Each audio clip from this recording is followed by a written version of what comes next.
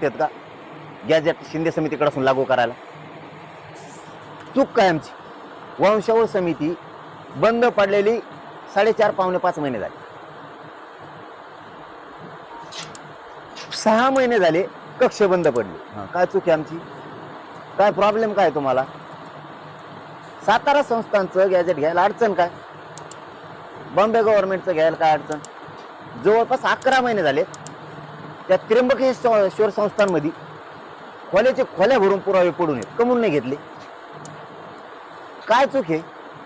मी जे मराठ्यांसाठी गोरगरीब पोरांसाठी तळमळ करतो, मग काय चूक आहे? हे चुकल्यावर मला राग येतो. मग यांनी चुकू नये ना? इतक्या दिवसात याला एक बी काम होत नाही का देवेंद्र फडणवीसला? आणि परत याला सन्मानानेच बोलायचं का? सन्मानाने बोलायचं काम कर ना. या जनतेने तुला सन्मानाने गादीवर बसले, त्या जनते सन्मान कर. चल कर त्या मराठ्यांच्या पोराचं दे आरक्षण, कर सन्मान मराठ्याचा. मराठ्याने बसवलं तुला गादीवर, कर सन्मान. मन तू उद्या नाही बसेल नाही तुला मन उद्या जाऊ दे, उद्यापासून म्हणायचं बंद करतो. चल मीडियाच्या बांधवाच्या माध्यमात साक्षाने सांगतो, तू मन तुला मराठ्यांनी सत्तेवर बसवलं, त्याला उद्यापासून शब्द बंद आपला मराठ्याने तुला गादीवर नाही बसवलं. आणि कसं बसवलं मी विशुद्ध करून दाखवतो, मीडिया समोर आज शब्द देतो. चल मन तू मराठ्याने तुला गादीवर नाही बसवले.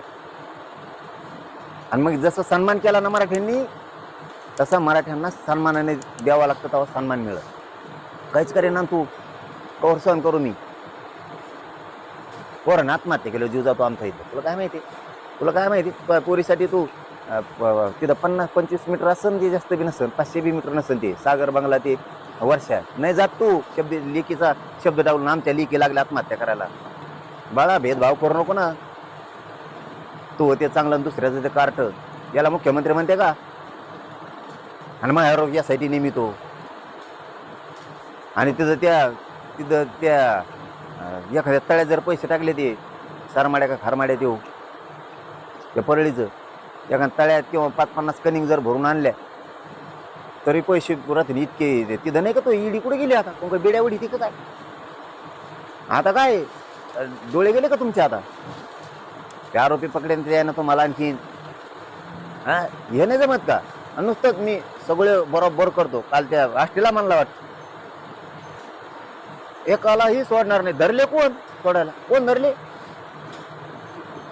न्यायच देणार कुटुंबाला. काय नाही दिला आणखीन? उज्ज्वल निकमाची नियुक्ती सुद्धा नाही. 1 महिना लागतोय उज्ज्वल निकम साहेबाची नियुक्ती व्हायला. त्या सोमनाथ सूर्यवंशीच्या मॅटरचं पत्ताच नाही आणखीन कुठंच काही. ते वाकोड्यांचा ही झाला, मर्डर झाला, मर्डरच येते एक प्रकारचा, काहीच नाही. आणि याला वाटतं मला कोणी बोलू नये. तो बोललं का बाप होतो का राज्याचा? सगळ्या दहशतवादी अड्डा चालू तू काय? मग राज्यात तुला कोणीच बोलायचं नाही? मुख्यमंत्री झाला म्हणून तुला कोणीच बोलायचं नाही. आणि तुला जनताच गोड लागतं, आमचं मतदान मराठीचं गोड लागतं. आमदार निवडून आता मग लय दाताडं नीट काढतो, मग लय गोड लागतं. हा गुलाल अंगावर पडतो आनंदाचा तवा. आणि आज आमच्या लेकराच्या अंगावर मरायला लागलेत. मराठ्यांना सांगतो मरू नका, लढायचं. तुम्ही कायम दिसले पाहिजे. मी तर ठरवलं आता लढायचं.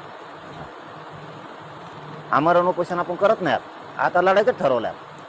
आणि आता आपण एकदा लढाई ठरवल्यावर सरकारला कळत याला मला मनोज जरांगे उगाच अंगावर घेतात. तुम्हाला कळण हलक्यात घ्यायचं नाही भाऊ आपल्याला.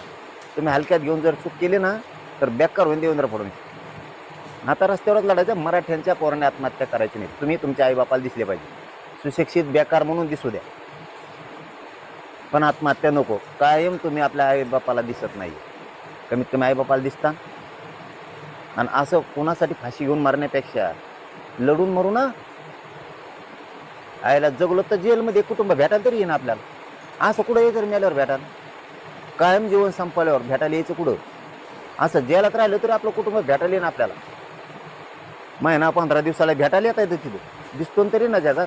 फाशी घेऊ नका आरक्षणासाठी, आत्महत्या करू नका. याला नीटच करायचा. तू जर समाधान येत लोक, आम्ही सुद्धा, काय गरज नाही आरोप करायची अजिबात. पण याच्यात आम्हाला संशय, याच्यात जर निघलं मग खेटाखेटी होणार.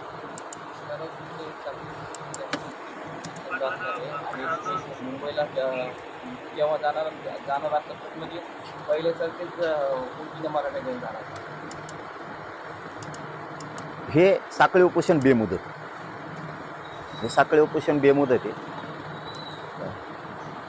साखळी उपोषण 10-5, 10-20 पोरं बसत राहणार. आम्ही काही गावं निवडणार आहेत.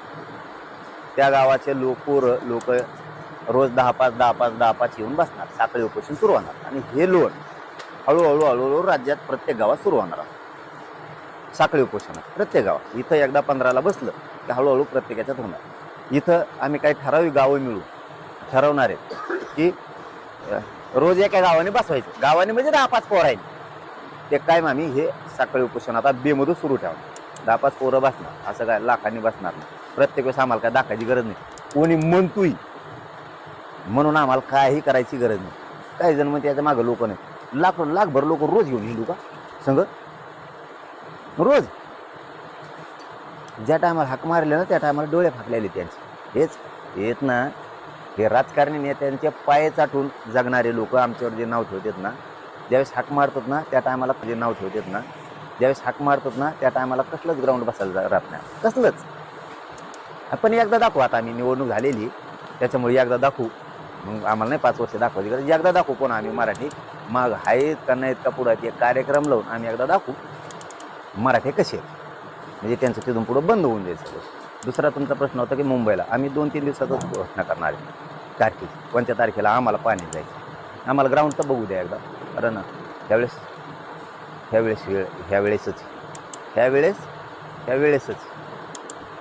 लय अवघड. ह्यावेळेस माघारी फिरणार नाही. सुचना नाही फसना नाही ना काही नाही. हा फेर नाही डायरेक्ट अंमलबजावणी. नाही तर तिकडं बंद पडून दे, नाही तर सुरू राहू. इतक्या तराला पोरं लागलेले. कोणाकोणाला बघायचं ना माग आहेत का नाहीत. मुंबईची तारीख डिक्लेअर झाल्यावर एकदा मध्ये पुलावर उभा राहा म्हणा. वही घेऊन रजिस्टर घेऊन किती आले नुसते ली गाड्या लोक माणसं नुसतं मुजीत बसतो. मजा तुला संधी आहे काय अडचण. पण फक्त आम्हाला पाणी लिहा. 2-3 दिवसात आम्ही घोषणा करतो आम्ही पाणीला जाणार. गॅजेट शिंदे समितीकडे असून लागू करत नाही. केसेस मागं घेऊ म्हणले काहीच नाही. ज्या घेता येते त्या तरी काहीला लांब लागतं ते घ्यायचं सोडून दिल्या. केस काढायला सुरू केल्या. गरीबाचे पोरं गुतवायला सुरुवात केली. त्यांना नोटिसा पाठवून असं करून तसं करून चाल दुसरी टाकून बघायला लागले.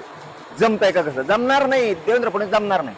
तू चाल टाकशील नोटिसा देणं नामका करीन. हट चाल जमणार नाही. चाल चलून देणार नाही.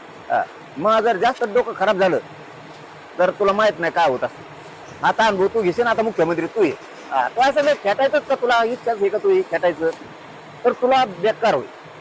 तुला सांगतो मराठ्यांशी गद्दारी करू नको. तुला मराठ्याने गादीवर बसवल्या. आयुष्यात गादीला मराठी शिवून देणार नाही तुला बरं का. तराला जर लागले तर आयुष्यभर.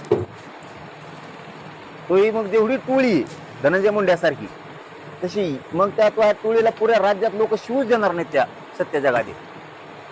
नको भापीत राहू.